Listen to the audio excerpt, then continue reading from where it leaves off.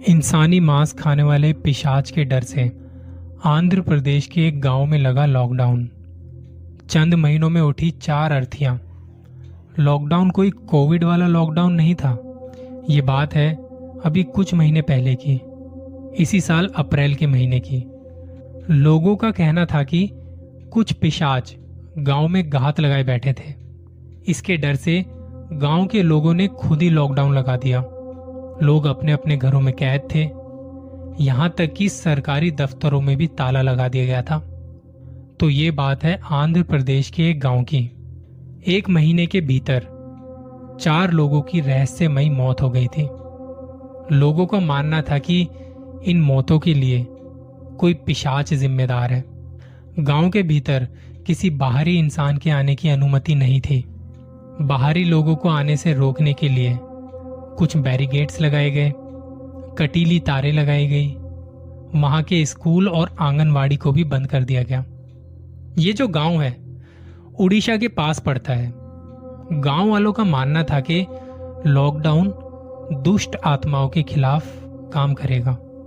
ये लॉकडाउन का आइडिया गांव के कुछ बुजुर्ग लोगों ने वहां के पुजारियों से बात करके लगाया था। गांव में आने वाली सड़कें पूरी तरह से बंद कर दी थी। चेतावनी वाला पोस्टर भी लगा दिया था। ये खबर अभी कुछ दिनों से चर्चा का विषय बनी हुई थी। ये सब वो बातें थी जो गांव वालों ने महसूस की थी। पर क्या कोई ऐसा इंसान था जिसने वहां कुछ ऐसा देखा हो? अब जाहिर सी बात है, ऐसे में कौन रिस्क लेना चाहेगा? हो ना हो, डर तो सबको लगता है, गला सबका सूखता है।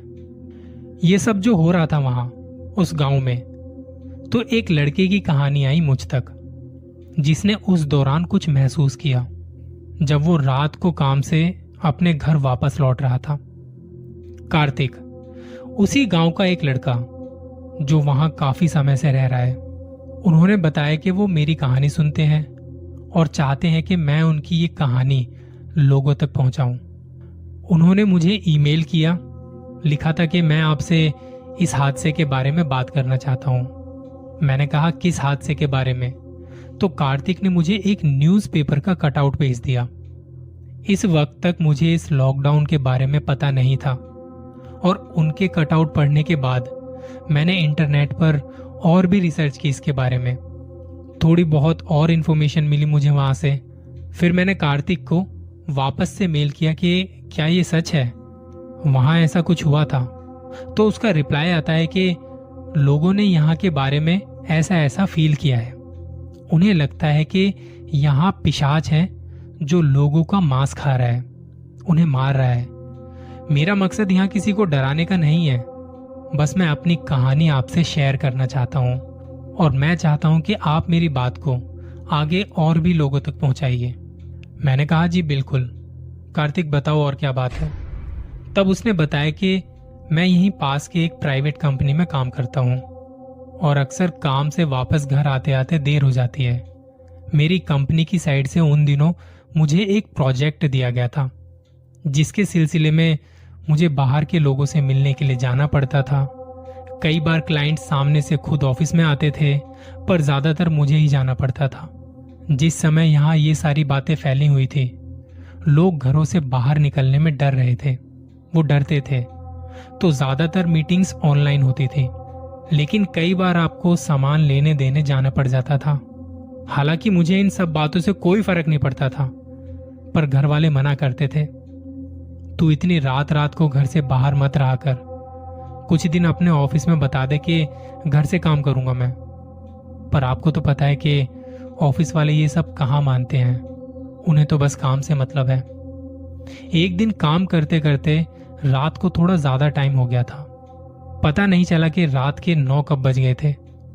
और उन दिनों शाम होते होते सड़कें खाली हो जाया करती थी। 9 बजे तक तो एकदम सन्नाटा हो जाया करता था। मेरे घर से फोन आ रहे थे कि तू कब तक आएगा, टाइम देख रहा है कितना हो गया है, ऐसा कर तू वहीं रुक जा। मैंने कहा, यहाँ ऐसे नहीं रुक सकते और कोई इंतजाम भी नहीं है यहाँ पे, कैसे रुकूंगा मैं? तो अच्छा, तू जल्दी से घर आ जा और वो शमशान वाले रास्ते से मत आना, थोड़ी देर हो जाएगी, कोई बात नहीं। दरअसल मेरे घर से शॉर्टकट वाला रास्ता था वो। तो रात को जल्दी पहुंचने के चक्कर में अक्सर उस रास्ते से जाया करता था। मैंने ऑफिस का काम खत्म किया, वहां सारी लाइटें बंद की और गार्ड को बता के मैं पार्किंग में चला गया जहां मेरी बाइक खड़ी थी। उस समय वहां बस मेरी ही बाइक थी, क्योंकि बाकी सारे लोग वहां से जा चुके थे या कुछ लोग थे जो घर से ही काम कर रहे थे।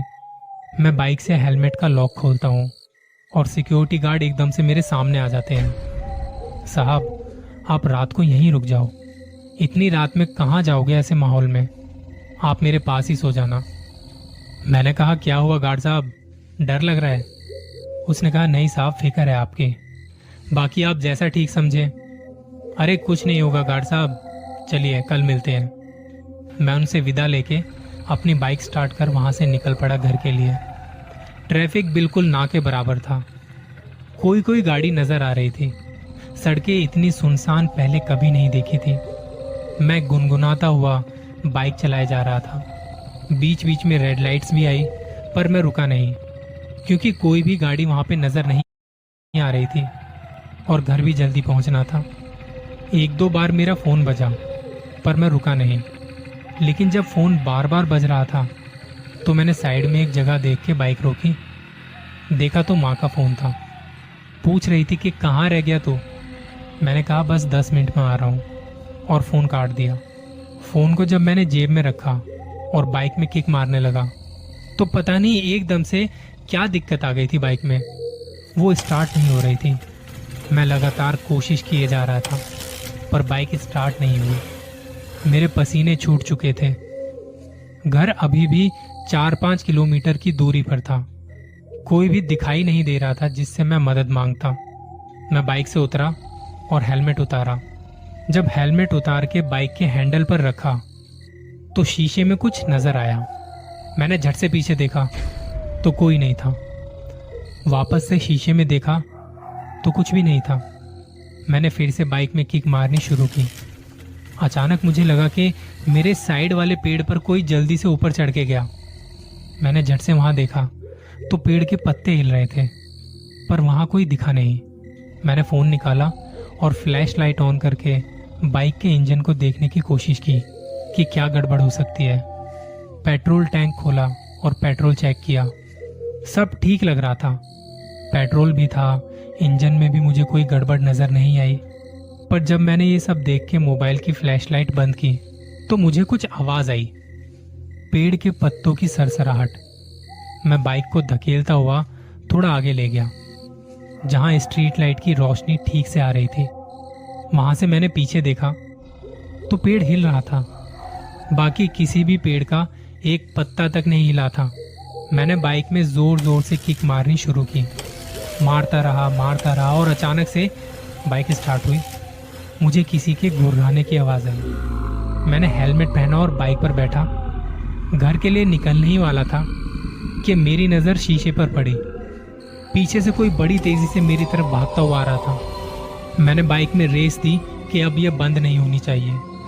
बाइक चल पड़ी और मेरी नजर अभी भी शीशे पर पड़ रही थी, जिसमें कोई साया बड़ी तेजी से दौड़ता हुआ नजर आ रहा था और वो मेरी तरफ आ रहा था। सड़क पूरी खाली थी और दूर दूर तक कोई नहीं था। मैं बस बाइक को भगाए जा रहा था और थोड़ी दूर जाके अब वो साया गायब हो चुका था। मैं अब तक पसीने पसीने हो चुका था। जल्दी से घर पहुंचा और बाइक को ऐसे ही छोड़ के मैं अंदर आया। दरवाजा बंद किया। घर वालों ने पूछा क्या हुआ।